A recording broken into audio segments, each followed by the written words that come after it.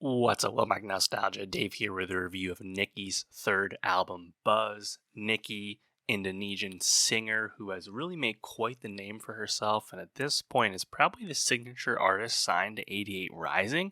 I've been a huge fan of Niki's for quite some time. I think she's a really impressive artist, and she continues to really, I think, make strides and just continue to outdo herself and make the best music of her career every time she puts out new music. Niki, to this point, has made quite the sonic evolution from her EPs to her debut album to her second album 2 years ago, Nicole. Originally more of like an R&B, more darker, a little bit of electronic dabbling type artist. Now I think she's really kind of leaned into more of a bedroom pop angle that started with Nicole and is, I think, again, branched out a bit more on Buzz here, where now she's bringing in, a bit of folk pop and maybe even a bit of indie rock, you could say. Even though she had a big hit low key several years ago, I think really that last album, Nicole, firmly established Niki as a big artist and an album artist too, with 4 songs off Nicole having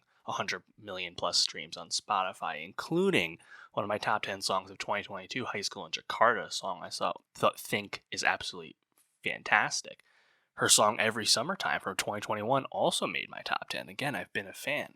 So obviously I was eagerly anticipating this album, Buzz, and I'm actually really looking forward to seeing her live on the Buzz tour next month. So very excited to see her for the first time. Niki's third album, Buzz, really continues her rapid ascent as a very impressive artist. This upward trajectory that she's been on continues completely unabated with this album. I think there's a lot of great songs on here, great Niki songs in terms of her brand of music, which is excellent personal songwriting. That's the reason Niki's been so successful and really developed a loyal fan base and has become the signature artist on 88 Rising. It's because of the intimacy and honesty of her music. Even though Niki has been on quite a genre journey in terms of the sonic evolution of her music, what's remained consistent has been her pen. Buzz, to me, has one of the best songs Niki's ever put out, which would be Focus. A great example of Niki's ability to use different vocal affectation, going a cappella at times to great effect. But more than anything, my favorite lyric on the entire album, "Are you the exception,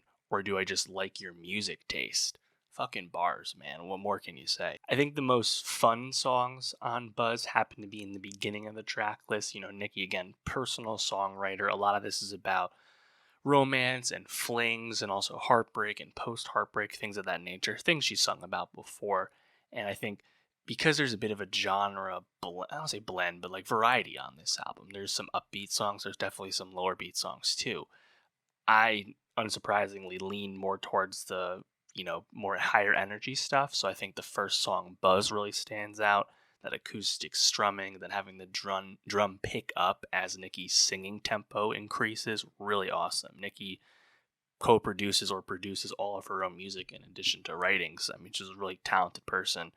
And it's really impressive. I think it really stands out because this is probably the most layered her music has ever been in terms of production choices and production switch ups and changes across the length of a song. What I really like about the song Buzz is when you have the instrumental drop out and then Niki's vocal is just a cappella for a brief moment, the first line of a fucking bestseller. Like, it's almost designed to be this really awesome, like, sing along moment in a live setting, and she's had songs like that before. Like, you think back to parts of High School in Jakarta, for example. Like, I just know that song's gonna pop off live. And she also does it again with Focus. It's really cool when she almost uses her voice in parts as like the only instrument on like otherwise louder songs. It's quite effective. One of the singles, Too Much of a Good Thing. I like this one quite a bit as well. It's quite groovy. Colossal Loss I also enjoyed. A bit more rock leaning with this one. You have the snare and the kick drum, but the guitar line really stands out, really great. Then we get to a slower section in the album. Did You Like Her in the Morning, Take Care, Magnets, and Tsunami. Those 4 songs, they're softer. They're quieter. It's really, you gotta lock in on the lyrics. You gotta lock in on Niki singing because the instruments are intentionally, light on those songs. I think Magnets is probably my favorite of that bunch just because it has a bit more rhythm, but overall, that those songs are a bit more too somber for me. I think the album then picks back up with one of the other singles, Blue Moon. I think really fun writing about a really brief Romantic Dalliance. The drums really stand out in that song. Strong Girl and Paths, again, a bit quiet for me production wise, but I think the writing really stands out in Paths. Second to last song, Heirloom Pain. I think this one's quite good. Love the drums, has a really big chorus. And then this album has a great closer in Nothing Can, where the guitar sounds great and it's kind of like high energy for a closer. You don't often get that.